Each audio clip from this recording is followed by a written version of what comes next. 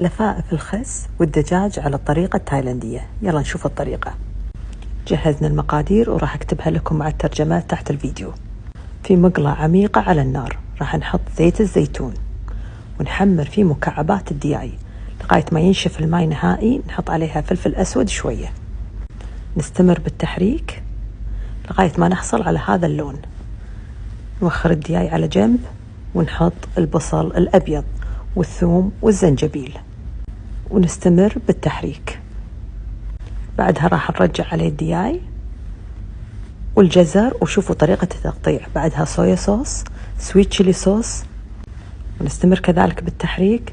عصير ليمون، الكاجو المحمص، فلفل أسود، زيت السمسم. والحين نبتدي نصف الخس ونحشي فيه الدياي بهالطريقة. وآخر شيء نزين بالسمسم والبصل الأخضر، ممكن نقدم معاه السويت تشيلي صوص. بالعافية.